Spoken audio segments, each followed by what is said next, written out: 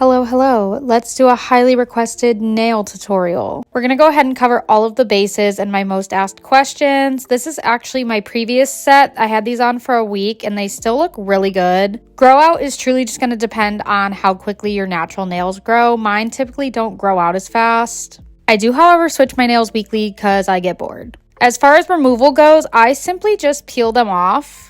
And because I also use nail tabs, the easiest way I've found to do that is to just ball up the adhesive and it will eventually just like flake off. I'm not gonna lie, the nail adhesive tabs are a bit annoying to remove, but it's not the hardest thing in the world. Let's get into this week's nails. I do have a video up on how I assembled my little nail kit if you want to check that out. The first step would be clipping your nails. I just did this last set and like I said, my nails don't grow out that quickly, so I actually didn't need to do that this week. When it comes to longevity with press-ons, the major key is nail prep. So the first thing I like to do is go in and buff the nails. I prefer to do this with a nail buffing block. These work the best in my opinion. And as you can see, some of the adhesive was still stuck on my nail and this just helps get the rest of that off. And just get those nails nice and clean, a smooth surface for your fresh set to lay on top of. I just go ahead and file those until my nails are nice and clean and smooth. I like to make sure that step is done thoroughly. Now I'm going to go in with the prep pad that my nails come with. If you're not using the same nails, just use acetone or nail polish remover. That way we can get the dust and the rest of the gunk off of the nails and have a nice, smooth, clean surface. Prep is key here.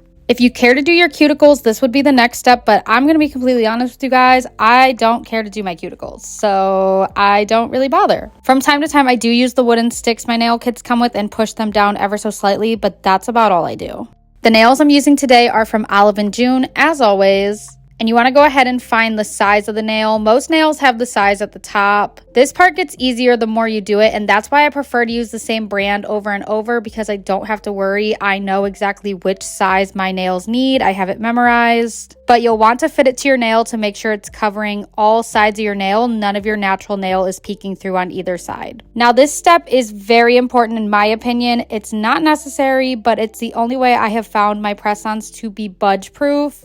I will use nail tabs and nail glue together. Now, this is the most tedious step of doing my nails, but it's not hard by any means. So you're gonna peel the nail adhesive tab off of the sheet and then lay the sticky side directly on the press-on and then peel the little sheet off of it. And there you go, you have a nail adhesive stuck to the press-on. I prefer to do this without putting any of the press-ons on. I will do all the nail tabs and then do the press-ons after. That way the nails don't get in the way, and also it's just so satisfying to get this tedious task done because then you know you're in the final stretch. So like I said, I use nail glue with the nail tabs. I just use the glue that it comes with.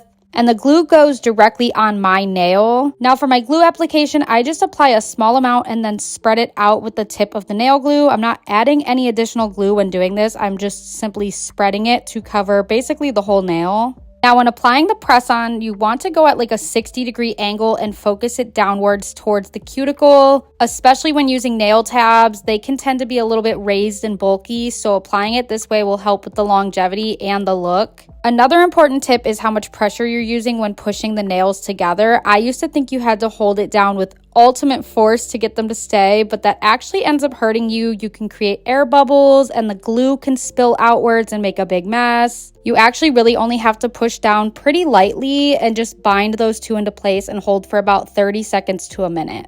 If you know, press-ons have that annoying little sharp piece, so I like to just file that down pretty lightly. I don't want to mess with the shape or the size of the nails. Now, this step isn't important if you're doing solid color nails, but I strongly suggest using a top coat if you will be playing with Frenchies or some sort of design. That will help it from chipping because yes, press-on nails do still chip.